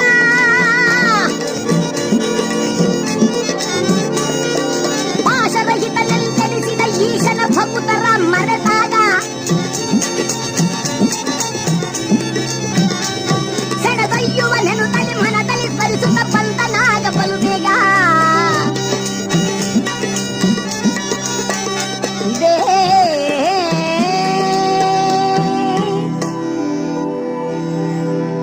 ನೇರವಾಗಿ ಯಮರಾಜನು ಬರುತ್ತಿರುವ ಸಂದರ್ಭ, ಕೊಡಲಿಯನ್ನು ಬಿಡಿದು ಕಾಷ್ಟವನ್ನು ಕಡಿಯುತ್ತಿರುವ ಈ ಸತ್ಯವಂತನಿಗೆ ಕೈಗಳು ಒದರಲಾರಂಭಿಸಿದೆಯಂತೆ. ಕಣ್ಣು ಕತ್ತಲೆ ಕಟ್ಟಿದೆ, ನಿಲ್ಲಲಾಗದೆ ಗಡಗಡನೆ ತತ್ತರಿಸುತ್ತಾ, ಸಾವಿತ್ರಿ ಸಾವಿತ್ರಿ, ಇಂದೇಕೋ ನನಗೇನೋ ನನ್ನ ನಿಲ್ಲಲಿಕ್ಕಾಗುತ್ತಿಲ್ಲ ಸಾವಿತ್ರಿ ಎಂಬುದಾಗಿ ಹಾಗೆ ಸೊರಗಿ ಕೆಳಗೆ ಬಿದ್ದನಂತೆ. ಸಾವಿತ್ರಿ ಓಡಿ ಬಂದು ಗಂಡನ ತಲೆಯನ್ನು ತನ್ನ ತೊಡೆಯ ಮೇಲಿಟ್ಟುಕೊಂಡು, ಅಂಬಾ, ಜಗಜ್ಜನನಿ, ಇದೇನು ತಾಯಿ, ನಾನು ಇದುವರೆಗೂ ನಿನ್ನನ್ನು ಮಾಡಿದ ಸೇವೆಯ ಫಲ ಇದೇನಾ? ಕಾಪಾಡು ತಾಯಿ, ನನ್ನನ್ನ ಕಾಪಾಡು ಅನ್ನುತ್ತಿರುವುದರೊಳಗಾಗಿ ಯಮರಾಜ ಬಂದಿದ್ದೇ ಪ್ರತ್ಯಕ್ಷನಾಗಿ ಥಟ್ಟನೆ ನಿಂತ. ಛಾಯಾರೂಪಿಯಾಗಿ ನಿಂತಿರತಕ್ಕಂಥ ಯಮರಾಜನನ್ನು ಕಂಡ ಕೂಡಲೇ ಈ ತಾಯಿ ಕೇಳಿದ್ಲಂತೆ, ಯಾರು ಯಾರು ನೀವು? ಯಮನಕ್ಕ, ಆರ ಕಣ್ಣಿಗೂ ಗೋಚರನಾಗದೆ ಲೋಕದಲ್ಲಿ ಅದ್ಭುತವಾದ ಮಹಿಮಾ ಪೂರಿತನೆಂದು ಪ್ರಖ್ಯಾತನಾದ ಈ ಯಮನನ್ನು ಕಂಡು ಹಿಡಿದವಳು ಈ ತಾಯಿ ಮಹಾನುಭಾವಳು. ನಾನಿಲ್ಲಿ ಹೀಗಿರಬಾರದು ಎಂದು ಥಟ್ಟನೆ ಪ್ರತ್ಯಕ್ಷನಾದ. ತಾಯೇ, ನಾನೇ ಯಮಧರ್ಮ. ಯಮಧರ್ಮ ಎಂದ ಕೂಡಲೇ ಸಾವಿತ್ರಿ ದೇವಿ ಕೇಳಿದಂತೆ, ಯಮಧರ್ಮ ಯಮ ಧರ್ಮ ಎರಡು ಹೆಸರಾಯಿತು. ಯಮರಾಜನೇ, ನೀನಿಲ್ಲಿ ಬಂದಿರುವ ಕಾರಣವೇನು? ಕಾರಣವೆಂದರೇನಮ್ಮ, ನಿನ್ನ ಪತಿಯಾಗಿರ್ತಕ್ಕಂಥ ಈ ಚಿತ್ರಾಶ್ವನ ಆಯುಷ್ ಮುಗಿದಿದೆಯಾದ್ದರಿಂದ ಅವನ ಪ್ರಾಣವನ್ನು ಕೊಂಡೊಯ್ಯಲು ಬಂದಿದ್ದೇನೆ. ಎಲ್ಲಿ ಆತನ ತಲೆಯನ್ನು ಸ್ವಲ್ಪ ಕೆಳಗಿಡು, ಅದು ನೋಡು ಎಂದರೆ ಆಕೆ ತಿರುಗಿ ಪಕ್ಕದಲ್ಲಿ ಸರಿಯುವುದರೊಳಗಾಗಿ ತಲೆ ಜಾರಿ ಕೆಳಗೆ ಬಿದ್ದಿದೆ. ಪಾಶವನ್ನೆರಚಿದ ಎರಡರಂತೆ ಸತ್ಯವಂತನ ಪ್ರಾಣವನ್ನು ತೆಗೆದುಕೊಂಡು ಹೊರಡಲನ್ನುವಾಗ ಇದನ್ನು ಕಂಡ ಕೂಡಲೇ ಈ ತಾಯಿ ಎದ್ದು ಕೈಗಳನ್ನು ಜೋಡಿಸಿದ್ರು. ಅಂಬಾ, ಇದೋ ಕೊಂಡು ಹೋಗುತ್ತಿದ್ದಾನೆ ನನ್ನ ಪತಿಯ ಪ್ರಾಣವನ್ನ. ಇದು ನಾನು ಆತನನ್ನು ಹಿಂಬಾಲಿಸಬೇಕು. ನಾನು ಹಿಂತಿರುಗು ಬರುವ ಪರ್ಯಂತರವೂ ಸಹ ಯಾವ ಚ್ಯುತಿಯು ನನ್ನ ಪತಿಯ ದೇಹಕ್ಕೆ ಆಗದಂತೆ ಸಂರಕ್ಷಣೆ ಮಾಡುವ ಭಾರ ನಿನ್ನದು ಎಂಬುದಾಗಿ ದೇವಿಯ ಸ್ತೋತ್ರವನ್ನು ಮಾಡಿ ನಮೋ ನಾರಾಯಣ ಹರ ಹರ ಮಹಾದೇವ ಹೊರಟುಬಿಟ್ಟ. ಹೋಗುತ್ತಿದ್ದರೆ ಯಮರಾಜ ಹಿಂತಿರುಗಿ ನೋಡಿದ. ಯಾರದು? ನಾನು. ಸಾವಿತ್ರಿ, ಎಲ್ಲಿಗೆ ಬರ್ತಾ ಇದ್ದೀಯಮ್ಮ? ಸ್ವಾಮಿ, ತಾವೆಲ್ಲಿಗೆ ಹೋಗ್ತಾ ಇದ್ದೀರಾ? ನಾನು ನನ್ನ ಲೋಕಕ್ಕೆ. ಸ್ವಾಮಿ, ನಾನು ನನ್ನ ಲೋಕಕ್ಕೆ. ನೀನ್ ನಿನ್ನ ಲೋಕಕ್ಕೆ? ಯಾವುದು ನಿನ್ನ ಲೋಕ? ನನ್ನ ಪತಿ ಎಲ್ಲಿರ್ತಾನೋ ಅದೇ ನನ್ನ ಲೋಕ. ಮತ್ತೆ ನೀನು ಎಲ್ಲಿಗೆ ಬರ್ತಾ ಇದ್ದೀಯಾ? ಅಯ್ಯ, ನಿನಗೊಂದು ಮಾತನ್ನು ಹೇಳಬೇಕಾಗಿದೆ. ದೊಡ್ಡವರು ಹೇಳ್ತಾರೆ, 7 ಹೆಜ್ಜೆಗಳು ಯಾರೊಂದಿಗೆ ನಡೆದು ಹೋಗ್ತೇವೋ ಅವರು ಸ್ನೇಹಿತರಾಗ್ತಾರೆ ಎಂದು. ನಾನು ನನ್ನ ಗಂಡನು ಎಲ್ಲಿ ಹೋಗಿರ್ತಾನೋ ಅಲ್ಲಿ ಹೋಗಬೇಕಾದ ನನ್ನ ಧರ್ಮ. ಧರ್ಮ ಎಂದರೆ ಜ್ಞಾನ. ಈ ತಪಸ್ಸು, ಯಾಗ, ಯಜ್ಞ ಇತ್ಯಾದಿಗಳೆಲ್ಲ ಮಾಡುವುದು ಜ್ಞಾನವನ್ನು ಪಡೆಯಲಿಕ್ಕೋಸ್ಕರವಾಗಿ. ಆ ಜ್ಞಾನದಿಂದ ಅವರು ಪುಣ್ಯಲೋಕವನ್ನು ಪಡೆಯಬೇಕು. ನನ್ನ ಪತಿ ಸೇವೆಯಿಂದ ನಾನು ಆ ಪುಣ್ಯಲೋಕವನ್ನು ಪಡೆಯಬೇಕಾದ್ದರಿಂದಲೇ ನನ್ನ ಪತಿಯ ಸಂಗಡ ಹೊರಟಿದ್ದೇನೆ. ಯಮರಾಜ ಕೇಳಿದ, ಆಹಾ, ಎಂತಹ ಮಾತನಾಡುತ್ತಿದ್ದೀಯ ತಾಯಿ. ನಿನ್ನ ಮಾತನ್ನ ನಾನು ಕೇಳಿ ಸಂತೋಷ ಪಟ್ಟಿದ್ದೇನೆ. ನಿನ್ನ ಪತಿ ಇದ್ದಾರಲ್ಲ ಸತ್ಯವಂತ, ಅವನ ಪ್ರಾಣವನ್ನು ಬಿಟ್ಟು ಇನ್ನೇನಾದ್ರೂ ಒಂದು ವರ ಕೇಳು. ಆಲೋಚನೆಯನ್ನು ಮಾಡಿದ್ರು, ಏನು ವರವನ್ನು ಕೇಳಲಿ? ಅಯ್ಯ, ನೀನಾಗಿ ವರವನ್ನು ಕೊಡುವುದಾದರೂ ನಾನು ಬೇಡ ಎನ್ನುವುದಿಲ್ಲ. ನನ್ನ ಮಾವನಿಗೆ ಕಣ್ಣಿಲ್ಲವಾದ್ದರಿಂದ ಆತನು ಕಣ್ಣಿಂದ ಜಗತ್ತನ್ನು ನೋಡುವಂತಹ ವರವನ್ನು ದಯಪಾಲಿಸು. ತಥಾಸ್ತು. ಮುಂದೆ ಸಾಗಿದನಂತೆ. ಪಾಪ ಇನ್ನು ಬರಲಾರಳು ಅಂತ ತಿರುಗಿ ನೋಡಿದ್ರೆ ಅಲ್ಲೇ ಇದ್ದಾಳೆ. ಅಮ್ಮ, ಎಲ್ಲಿಗೆ ಬರ್ತಾ ಇದೀಯಾ? ಅಯ್ಯ, ನೀನು ನನ್ನ ಪತಿಯ ಪ್ರಾಣವನ್ನು ತೆಗೆದುಕೊಂಡು ಹೋಗ್ತಾ ಎಲ್ಲಿಗೆ ಬರ್ತಾ ಇದ್ದೀಯಾ ಎಂದರೆ ನಾನೇನು ಹೇಳಲಿ? ನಾನು ನಿನ್ನ ಸಂಗಡ ಬರೋದೆ ಸಾಧ್ಯವಿಲ್ಲ ಸಾವಿತ್ರಿ, ಸಾಧ್ಯವಿಲ್ಲ. ಸುಮ್ಮನೆ ಪೋ, ನನ್ನ ಮಾತನ್ನು ಕೇಳು. ಹಿಂದಿಗೆ ಬರಲು ಸಾಧ್ಯವಿಲ್ಲವಾದ್ದರಿಂದ ಪೋ ಪೋ ಪೋ ಪೋ ಪೋ ಮಾನಿನಿ, ಹಿಂದಿಗೆ ಪೋ ಪೋ ಪೋ ಪೋ ಪೋ ಮಾನಿನಿ. ನರೇಂದ್ರ ಮುರೇಂದ್ರ ಸುರೇಂದ್ರ ಗಾದಡು ಯಮನ ಪಾಶವದು ಬೀರಲ ಸಕಲವು ಪೋ ಪೋ ಪೋ ಪೋ ಪೋ ಮಾನಿನಿ. ಸಕಲ ಜೀವಿಗಳ ಜಗದ ಕಾಲವನ್ನು ತಿರಿಯಲಿ ಯಮನ ಕಲಿತಲಿಗಿದವನು. ಸಕಲ ಜೀವಿಗಳ ಜಗದ ಕಾಲವನ್ನು ತಿರಿಯಲಿ ಯಮನ ಕಲಿತಲಿಗಿದವನು. ಸರಸಿದ ಭವ ಮನದ ಬರಕವನು ತಾನಿಲ್ಲ ತೀರಲಾಗದು ಬೇಡು. ಪೋ ಪೋ ಪೋ ಪೋ ಪೋ ಮಾನಿನಿ, ಪೋ. ಹಿಂತಿರುಗಿ ಬರಲಾಗದು. ಸಾವಿತ್ರಿ ದೇವಿ ಹೇಳಿದ್ಲು, ಹಿಂತಿರುಗಿ ಬರಲಾರದು ಎಂದರೆ ಏನು? ಗಂಡನನ್ನು ಬಿಟ್ಟು ಹೆಂಡತಿ ಬಾಳುವುದು ನ್ಯಾಯವೇ? ಅಯ್ಯ, ಯಮ ಎಂದರೆ ನಿಯಮ ಎಂದು ಹೆಸರು. ನಿಯಮಬದ್ಧನಾಗಿ ನೀನು ಧರ್ಮಿಷ್ಠರಿಗೆ ಧರ್ಮಾತ್ಮನಾಗಿರುವುದರಿಂದಲೇ ನಿನ್ನನ್ನು ಯಮಧರ್ಮ ಎಂದು ಕರೆಯುತ್ತಿದ್ದಾರೆ. ಅಂದ ಮೇಲೆ ಈ ಧರ್ಮವನ್ನು ನೀನು ಸಾರದೇ ಇರತಕ್ಕಂತಹದ್ದು ನ್ಯಾಯವಲ್ಲ. ಹಾಗಂದ ಕೂಡಲೇ ಯಮಧರ್ಮ ಹೇಳಿದ, ಸಾವಿತ್ರಿ, ಈಗ ನಾನೊಂದು ಮಾತು ಹೇಳುತ್ತಿದ್ದೇನೆ ಕೇಳು. ನಿನ್ನ ಈ ಮಾತನ್ನು ಕೇಳಿ ಸಂತೋಷ ಪಟ್ಟಿದ್ದೇನಾದ್ರಿಂದ ಮತ್ಯಾವುದಾದ್ರೂ ಒಂದು ವರವನ್ನು ಕೇಳು. ಹಾಗೆ ನೀನು ವರವನ್ನೇ ಕೊಡುವುದಾದರೆ ಕಳೆದು ಹೋಗಿರುವ ರಾಜ್ಯಗಳನ್ನೆಲ್ಲ ನಮ್ಮ ಮಾವನಿಗೆ ಲಭ್ಯವಾಗುವಂತೆ ದಯಪಾಲಿಸು. ತಥಾಸ್ತು. ಮುಂದೆ ಸಾಗಿದರಂತೆ. ಮುಂದೆ ಸಾಗಿ ಹೇಳುತ್ತಿದ್ದಾರೆ, ಪಾಪ ಪಾಪ, ಇನ್ನು ಹಿಂತಿರುಗಿ ಬರಲಾರಳು ಎಂಬುದಾಗಿ ತಿರುಗಿ ನೋಡಿದರೆ ಸಾವಿತ್ರಿ ದೇವಿ ಅಲ್ಲೇ ಇದ್ದಾಳೆ. ಎಲ್ಲಿಗೆ ಬರ್ತಿರುವೆ ಸಾವಿತ್ರಿ? ಅಯ್ಯ, ನಾನೊಂದು ಮಾತು ಹೇಳುತ್ತಿದ್ದೇನೆ. ಪುಷ್ಪವೇ ನೀನಲ್ಲಿರು, ಮಕರಂದವೇ ಹೊರಗೆ ಬಾ ಎಂದು ಕರೆದಂತೆ ನನ್ನನ್ನು ಬೇರೆ ಮಾಡಿ, ನನ್ನ ಪತಿಯನ್ನು ಬೇರೆ ಮಾಡಿ ನೀನು ಈ ಜಗತ್ತಿನಲ್ಲಿ ಬಾಳಲು ಸಾಧ್ಯವಾಗುವುದಿಲ್ಲ. ಆದ್ದರಿಂದ ದಯಮಾಡಿ ನನಗೆ ವರವನ್ನು ದಯಪಾಲಿಸು. ಹೇಳಮ್ಮ, ನಾನು ಹೇಳುತ್ತಿರುವ ಮಾತನ್ನು ಕೇಳು. ನೀನು ಈ ರೀತಿಯಾಗಿ ಕೇಳುವುದರಿಂದ ಸಾಧ್ಯವಿಲ್ಲವಾದ್ದರಿಂದ ನೀನು ಮಹಾಸಾಧ್ವಿಯಾದ್ದರಿಂದ ನಾನು ಮತ್ತೊಂದು ವರವನ್ನು ಕೊಡುತ್ತಿದ್ದೇನೆ. ಯಾವುದಾದ್ರೂ ಒಂದು ವರವನ್ನು ಕೇಳು. ಅಯ್ಯ, ನೀನಾಗಿ ವರವನ್ನು ಕೊಡುವುದಾದರೆ ಕೊಡು. ಮಕ್ಕಳೇ ಇಲ್ಲದೆ ಇರತಕ್ಕಂಥ ನಮ್ಮ ತಂದೆ ತಾಯಿಗಳಿಗೆ ಮಕ್ಕಳಾಗುವಂತ ವರವನ್ನು ದಯಪಾಲಿಸು. ತಥಾಸ್ತು. ಆಯ್ತಲ್ಲವೇನಮ್ಮ? ಹೊರಡು. ಕೇಳು, ಇನ್ನು ನೀನು ಮುಂದಕ್ಕೆ ಬರಲಾರೆ. ಅದಿಗೋ ಅಲ್ಲಿ ಕಾಣುತ್ತಿರುವ ಆ ಘೋರ ಕಾರಣದಲ್ಲಿ ನೀನು ಹೇಗೆ ಬರಬಲ್ಲೆ? ನಾನು ಇದುವರೆಗೂ ಸಂಚಾರ ಮಾಡದ ಈ ಭೂಮಾರ್ಗವನ್ನು ಬಿಟ್ಟು ಗಗನ ಮಾರ್ಗದಲ್ಲಿ ಹೊರಟೆ. ಇದೋ ಹೊರಟೆ ಎಂಬುದಾಗಿ ಹಾರಿದರಂತೆ ಗಗನ ಮಾರ್ಗಕ್ಕೆ. ತಾಯಿಯಾದ ಸಾವಿತ್ರಿಯನ್ನು ಸ್ಮರಣೆ ಮಾಡುತ್ತಾ ಈ ಸಾವಿತ್ರಿ ಹೇಳುತ್ತಿದ್ದಾಳೆ, ಅಮ್ಮ, ಇನ್ನು ನನ್ನನ್ನು ಕಾಪಾಡುವ ಭಾರ ನಿನ್ನದಾಗಿದೆಯಮ್ಮ. ಯಮಧರ್ಮನು ನನ್ನನ್ನು ಬಿಟ್ಟು ನನ್ನ ಪತಿಯ ಪ್ರಾಣವನ್ನು ಕೊಂಡೊಯ್ಯುತ್ತಿದ್ದಾನೆ. ಮಾತಾ, ಕಾಪಾಡು ನನ್ನನ್ನ, ಕಾಪಾಡು ನನ್ನನ್ನ. ಆಗ ಓ ಬೆಂಗಡೆ, ಆ ತಾಯಿಯೂ ಸಹ ಗಗನ ಮಾರ್ಗದಲ್ಲಿ ತೇಲ್ತಾ ಬಂದಳಂತೆ. ಇದನ್ನು ಕಂಡು ಯಮರಾಜ ಹೇಳಿದ, ಅಬ್ಬಬ್ಬಾ, ಈಕೆಯು ಮಹಾ ಸಾಹಸಿಯಾಗಿದ್ದಾಳೆ. ಅಂದ ಮೇಲೆ ನಾನು ಈಕೆಗೆ ಸಹಾಯವನ್ನು ಮಾಡಬೇಕಾದ ನನ್ನ ಧರ್ಮವೇ. ಅಮ್ಮ, ಮೆಚ್ಚಿದೆ ನಿನ್ನ ಸಾಹಸಕ್ಕೆ ತಾಯಿ. ನಿನ್ನ ಪತಿಯ ಪ್ರಾಣವನ್ನು ಬಿಟ್ಟು ಇನ್ಯಾವುದಾದ್ರೂ ಒಂದು ವರವನ್ನು ಕೇಳು. ಇನ್ಯಾವ ವರವನ್ನು ಕೇಳಿರಿ? ಹಾಗಾದ್ರೆ ನೀನೇ ಕೇಳು ಎಂದು ಹೇಳುವುದಾದರೆ ಹೇಳುತ್ತೇನೆ, ಕೇಳು. ಮುಂದೆ ನನ್ನ ಪತಿಯ ವಂಶವು ನಿಂತು ಹೋಗಬಾರದಾದ್ದರಿಂದ ನನ್ನ ಪತಿಯಾದ ಸತ್ಯವಂತನಿಂದ ನನಗೆ 100 ಜನ ಮಕ್ಕಳಾಗುವಂತೆ ಒಂದು ವರವನ್ನು ದಯಪಾಲಿಸು. ತಥಾಸ್ತು. ಇದು ಹೊರಟೆ ಎಂದಾಗ ಸಾವಿತ್ರಿ ದೇವಿ ಹೇಳುತ್ತಿದ್ದಾಳೆ, ನಿಲ್ಲು ಯಮಧರ್ಮ, ನಿಲ್ಲು. ಸತ್ಯವಂತರು ಯಾವಾಗಲೂ ಸಹ ಸುಳ್ಳನ್ನಾಡಲು ಸಾಧ್ಯವೇ ಇಲ್ಲ. ಮೇಲಾಗಿ ಯಮನೀಯವಾದಿಗಳಿಗೆ ಅಧಿಪತಿಯಂತೆನಿಸಿ ಲೋಕದಲ್ಲಿ ಎಲ್ಲರಿಗೂ ಕೂಡ ಮೇಲ್ವಿಚಾರಕನಾಗಿರಬಹುದಾದ ಯಮಧರ್ಮ, ನಿನ್ನ ಮಾತನ್ನ ನಾನು ಸರ್ವದಾ ನಂಬಲೇಬೇಕು. ಮೇಲಾಗಿ ಬಹುಕಾಲ ನಾನು ನಿನ್ನ ಸಂಗಡ ಬಂದಿರುವಾಗ ಸಜ್ಜನರ ಸಹವಾಸದಿಂದ ಲೋಕದಲ್ಲಿ ಕ್ಷೇಮವೇ ಆಗಬೇಕು. ನಿನ್ನ ಮಾತು ಸುಳ್ಳಾಗಬಾರದು. ಯಮಧರ್ಮ ಕೇಳಿದ, ಅಮ್ಮ, ನಿನ್ನ ಮಾತನ್ನು ಕೇಳುತ್ತಾ ಕೇಳುತ್ತಾ ನನಗೆ ಆನಂದವೇ ಆಗುತ್ತಿದೆಯಲ್ಲದೆ ಮತ್ತೇನು ಆಗುತ್ತಿಲ್ಲ. ಮೆಚ್ಚಿದೆನು ನಿನ್ನಯ ಪತಿಭಕ್ತಿಗೆ ನಾನಮ್ಮ, ಅಚ್ಚಳಿಯದ ಘನ ಕೀರ್ತಿಯನ್ನು ಪಡೆತಾಳೆ ಅಮ್ಮ.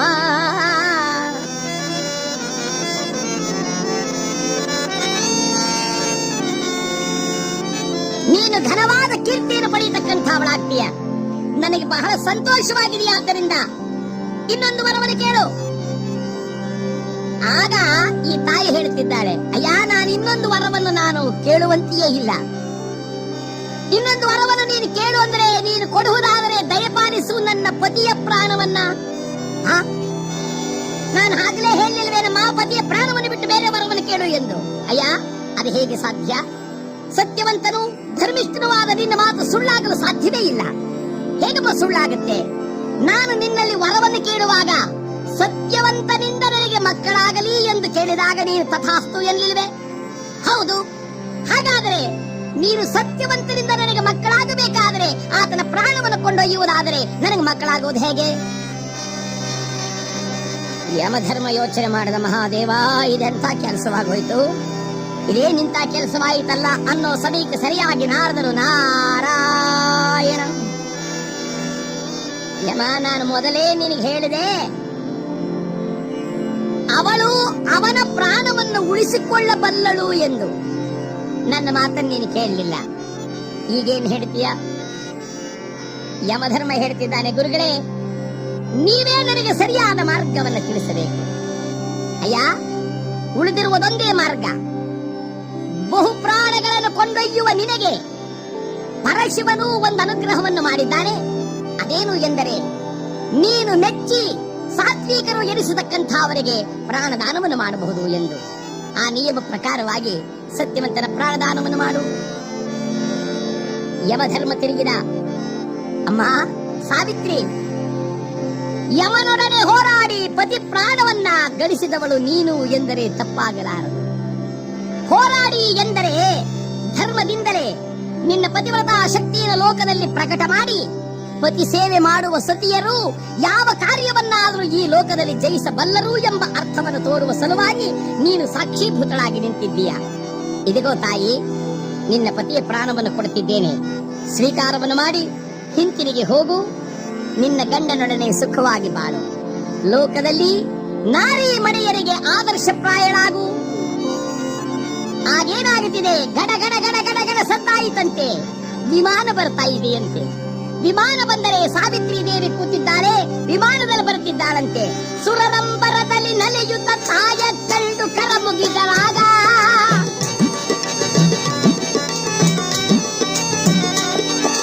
ಸುರರಂಬರದಲ್ಲಿ ಕಂಡು ಕರವ ಮುಗಿದರಾಗ ಧರೆಗಳು ಪತಿ ಪ್ರಾಣವ ಉಳಿಸಿದ ಸದಿಯುವಳು ಎಂದರಾಗ.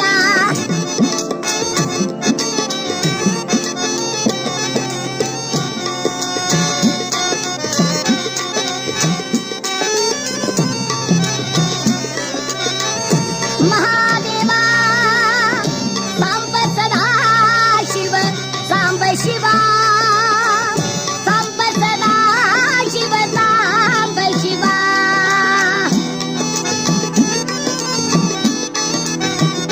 ಸಾಂಬ ಶಿವ, ಸಾಂಬ ಶಿವ.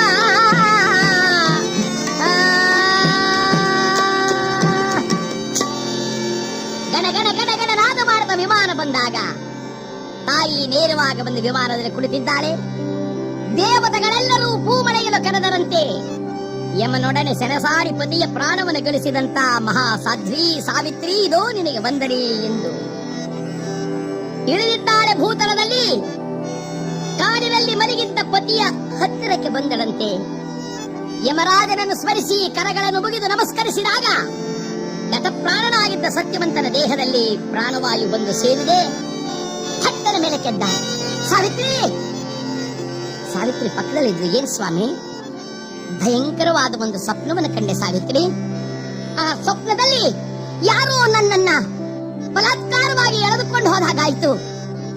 ಎಲ್ಲಿಗೆ ಎಳೆದೊಯ್ಯುತ್ತಿದ್ದಾರೆ ಎಂಬುದೇ ನನಗೆ ತಿಳಿಯದಂತಾಯಿತು. ಮತ್ತೆ ನೋಡಿದರೆ ಪುನಃ ನನ್ನನ್ನು ಯಾರೋ ಕಳುಹಿಸಿಕೊಟ್ಟ ಹಾಗಾಯ್ತು. ನೀವೇನಾದ್ರೂ ಕಂಡಿಯಾ? ಸಾವಿತ್ರಿ ದೇವಿ ಹೇಳ್ತಾಳೆ, ನೀವು ಆಯಾಸ ಪಟ್ಟು ನಿದ್ರೆ ಮಾಡುತ್ತಿದ್ರಲ್ಲ, ಆ ನಿದ್ರೆಯಲ್ಲಿ ಕಂಡಿರುವ ಸ್ವಪ್ನ ಇರಬಹುದು. ನೋಡಿ, ನೀವು ಬಹಳ ವೇಳೆ ಮಲಗಿದ್ರಿ. ಹೌದು ಹೌದು, ನಡುರಾತ್ರಿ ಆಗೋಗಿದೆಯಲ್ಲ. ಈ ರಾತ್ರಿಯ ಸಮಯದಲ್ಲಿ ಏನ್ ಮಾಡೋದೀಗ? ಏನ್ ಮಾಡೋದ್ರಿ? ಇಲ್ಲ ಇಲ್ಲ, ನಾನು ನಿಲ್ಲುವಂತಿಲ್ಲ. ಕಾರಣ, ನಾನಿಲ್ಲದೆ ನನ್ನ ತಂದೆ ತಾಯಿಗಳು ಬಹಳವಾಗಿ ಪರಿತಪಿಸ್ತಾರೆ. ಅಂಧರವರು ತನಯನ ಕಾಣದೆ ತತ್ತರಿಪರು ಮನದೆ ಸಾವಿತ್ರಿ. ಅವರು ಬಹಳವಾಗಿ ಬೇಸರ ಮಾಡಿಕೊಳ್ತಾರೆ. ನಡಿ ಹೋಗೋಣ. ಹಾಗಾದ್ರೆ ಹೇಗ್ರಿ ಹೋಗೋದು ಅಂತ ಆ ಕಡೆ ಈ ಕಡೆ ನೋಡಿ. ಅಲ್ಲಿ ನೋಡಿ, ಅಲ್ಲೊಂದು ಕಾಡ್ಕಿಚ್ಚು ಬಿದ್ದಿದೆ. ಆ ಬೆಂಕಿಯ ಬೆಳಕನ್ನ ಕೈಯಲ್ಲಿ ಸಹಾಯವಾಗಿ ಹಿಡಿದು ಹೋಗೋಣ ನಡೀರಿ ಎಂಬುದಾಗಿ ತಾವು ಎದ್ದು ಹೋಗುತ್ತಿದ್ದರೆ, ಆ ಕಡೆಯಿಂದ ಯಮಧರ್ಮರಾಜನ ಆಶೀರ್ವಾದ ಬಲದಿಂದ ಕಣ್ಣನ್ನು ಪಡೆದಿರುವ ದ್ಯುಮತ್ಸೇನ ಮಹಾರಾಜ ಹೆಂಡತಿಯನ್ನು ಕರೆದುಕೊಂಡು ಇಷ್ಟು ವೇಳೆಯಾದರೂ ತನ್ನ ಮಗ ಬರಲಿಲ್ವಲ್ಲ ಅಂತ ಸತ್ಯವಂತ ಸತ್ಯವಂತ ಅಂತ ಹುಡುಕಾಡ್ತಾ ಬಂದ. ಸತ್ಯವಂತ ಸತ್ಯವಂತ ಅಂತ ಹುಡುಕಾಡ್ತಾ ಬರುತ್ತಿದ್ದರೆ, ಈ ಸತ್ಯವಂತ ನೋಡ್ದ, ಇದೇನಿದು? ನಮ್ಮ ತಾಯಿ ತಂದೆಗಳೇ ಬಂದ್ಬಿಟ್ರಲ್ಲ. ಅಪ್ಪ ಅಮ್ಮ ಎಂದು ಪಾದಕ್ಕೆ ನಮಸ್ಕಾರ ಮಾಡಿ ತಲೆ ಎತ್ತಿ ನೋಡ್ತಾನೆ. ಕಣ್ಣು ಬಂದಿದೆ. ಆಶ್ಚರ್ಯ. ಅಪ್ಪ ಅಮ್ಮ, ನಿಮಗೆ ಕಣ್ಣು ಪ್ರಾಪ್ತವಾಗಿದೆ. ಹೌದು ಮಗನೇ, ಅದು ಹೇಗೆ ಪ್ರಾಪ್ತವಾಯಿತೋ ಕಾಣಲಿಲ್ವಲ್ಲೋ, ಅದು ಹೇಗೆ ಬಂತು ಎಂಬುದೇ ತಿಳಿಯಲಿಲ್ಲ. ಹಾಗಂತಿದ್ದಾರೆ. ಆ ವೇಳೆಗೆ ಸರಿಯಾಗಿ ದ್ಯುಮತ್ಸೇನ ಮಹಾರಾಜನ ಮಂತ್ರಿ ತಾನು ಸೈನ್ಯ ಸಹಿತನಾಗಿ ಮಹಾರಾಜ ಮಹಾರಾಜ ಅಂತ ಹುಡುಕ್ತಾ ಬಂದರಂತೆ. ಹುಡುಕ್ತಾ ಬಂದರೆ ಇದನ್ನು ನೋಡಿ ಮಹಾರಾಜ ಕೇಳಿದ, ಮಂತ್ರಿ ಇದೇನು ಬಂದೆ? ಸ್ವಾಮಿ, ನೀವು ನಾಡು ಬಿಟ್ಟು ಹೋದ ಮೇಲೆ ನಾವು ಆ ಶತ್ರುಗಳನ್ನೆಲ್ಲ ಹೊಡೆದು ಬಡದು ಓಡಿಸಿ ಆ ರಾಜ್ಯವನ್ನು ಪುನಃ ಗಳಿಸಿಕೊಂಡಿದ್ದೇವೆ. ಈಗ ಈ ರಾಜ್ಯ ನಿಮ್ಮದೇ. ಮಹಾರಾಜ ಕೇಳಿದ, ಏನು ಆಶ್ಚರ್ಯ? ಕಳೆದು ಹೋಗಿದ್ದ ಕಣ್ಣುಗಳು ಸಿಕ್ಕಿವೆ, ಶತ್ರುಗಳ ವಶವಾಗಿದ್ದ ರಾಜ್ಯ ಬಂದಿದೆ. ಸತ್ಯವಂತ, ಇದೇನೋ ಆಶ್ಚರ್ಯ ಅನ್ನುವಾಗ ಮತ್ತೊಂದು ಕಡೆಯಿಂದ ಕುದುರೆಯನ್ನು ಹಾಕಿಕೊಂಡು ಒಬ್ಬಾತ ಬಂದ. ಸ್ವಾಮಿ, ನಿಮ್ಮನ್ನು ಆಶ್ರಮದಲ್ಲಿ ಹುಡುಕಿದೆ, ಇಲ್ಲಿಗೆ ಬಂದಿದ್ದೇನೆ. ಅಯ್ಯ, ಎಲ್ಲಿಂದ ಬರ್ತಿದ್ದೀಯ ನೀನು? ನಾನು ಅಶ್ವಪತಿ ಮಹಾರಾಜನೆಡೆಯಿಂದ ಬರ್ತಾ ಇದ್ದೇನೆ. ಅಶ್ವಪತಿ ಮಹಾರಾಜನೆಡೆಯಿಂದ ಏನು ವಿಶೇಷ? ಮಕ್ಕಳೇ ಇಲ್ಲದೆ ಇದ್ದ ಅಶ್ವಪತಿ ಮಹಾರಾಜನಿಗೆ ಸಂತಾನವಾಗಿದೆ. ದ್ಯುಮತ್ಸೇನ ಹೇಳಿದ, ಇದೇನೋ ಬಹಳ ವಿಚಿತ್ರವಾಗಿದೆ. ಕಣ್ಣಿಲ್ಲದವರಿಗೆ ಕಣ್ಣು, ಅರಸುತನವಿಲ್ಲದವರಿಗೆ ಅರಸುತನ, ಸಂತಾನ ಭಾಗ್ಯವೇ ಇಲ್ಲದವರಿಗೆ ಸಂತಾನ ಭಾಗ್ಯ, ಇವಿಷ್ಟು ಲಭ್ಯವಾಗಬೇಕಾದ್ರೆ ಏನೋ ವಿಚಿತ್ರವಿರಬೇಕು. ಸತ್ಯವಂತ, ಇದೇನು? ಬಂದಿದ್ದವರ ಗುಂಪಿನಲ್ಲಿ ಗೌತಮ ಎಂಬತಕ್ಕಂಥ ಬ್ರಾಹ್ಮಣೋತ್ತಮ ಮಹಾಜ್ಞಾನಿ. ಆತ ಕಣ್ಮುಚ್ಚಿ ಆಲೋಚನೆಯನ್ನು ಮಾಡಿ ನಗುತ್ತಾ ಹೇಳ್ತಾನೆ, ಮಹಾರಾಜ, ಈ ವಿಚಿತ್ರಗಳಿಗೆಲ್ಲ ಏನು ಕಾರಣ ಎಂಬ ವಿಚಾರವನ್ನು ಹೇಳಬೇಕಾದರೆ ಹೇಳಲು ಸಮರ್ಥರಾಗಿರ್ತಕ್ಕಂಥ ಅವಳು ನೋಡು, ಈ ಸಾವಿತ್ರಿ ದೇವಿ ಒಬ್ಬಳೆ. ಅಮ್ಮ ಸಾವಿತ್ರಿ, ಹೇಳು ನೀನು ಎಲ್ಲ ವಿಚಾರವನ್ನ. ನಾಚಿಕೆಯಿಂದ ಪತಿಪಾದ ಮುಟ್ಟಿ ನಮಸ್ಕಾರ ಮಾಡಿ ಹೇಳುತ್ತಿದ್ದಾಳೆ. ಗುರುಗಳಾದ ನಾರದ ಮಹರ್ಷಿಗಳ ಆಶೀರ್ವಾದ ಬಲದಿಂದ, ದೇವಿಯ ಅನುಗ್ರಹದಿಂದ ಯಮರಾಜರೊಡನೆ ಹೋರಾಡಿ ನಾನು ಪತಿಯ ಪ್ರಾಣವನ್ನು ತಂದೆ. ಆತನಿಂದ ವರವನ್ನು ಪಡೆದದ್ದೆಂದರೆ ಇಷ್ಟೆಲ್ಲ ಎಂದಾಗ ಎಲ್ಲರೂ ಸಂತೋಷಭರಿತರಾಗಿ ಹಿಂತಿರುಗಿದರಂತೆ. ಹಿಂತಿರುಗಿ ನಾಡನ್ನು ಸೇರಿದಾಗ ನಾರದಾದಿ ಮಹರ್ಷಿಗಳ ಆಶೀರ್ವಾದ ಮಾಡುತ್ತಾ ಹೇಳುತ್ತಿದ್ದಾರೆ, ಯಮನೊಡನೆ ಹೋರಾಡಿ ಪತಿ ಪ್ರಾಣವನ್ನು ಗಳಿಸಿ ಬಂದ ಸಾವಿತ್ರಿ ದೇವಿಯ ಕಥೆಯನ್ನು ಕೇಳಿದವರಿಗೆ, ಓದಿದವರಿಗೆ ಸಕಲ ವಿಧವಾದ ಸುಖ ಸಂಪದಗಳು ಪ್ರಾಪ್ತವಾಗಲಿ ಎಂದು ಬೇಡಿದ ಈ ಸಾವಿತ್ರಿ ದೇವಿಯ ಕಥೆಗೆ ನಾವು ಮಂಗಳವನ್ನಾಡೋಣ. ಮಂಗಳಾಂಗಿ ಶಿವೆ ಮಾಘಾನುಭಾವೆ, ಮಂಗಳಾಂಗಿ ಶಿವೆ ಮಾಘಾನುಭಾವೆ, ಸರ್ವ ಮಂಗಳೇ ಕಾತ್ಯಾಯಿನಿಯೇ, ಸರ್ವ ಮಂಗಳೇ ಕಾತ್ಯಾಯಿನಿಯೇ, ಮಂಗಳಂ ಶುಭ ಮಂಗಳಂ ಮಂಗಳಂ.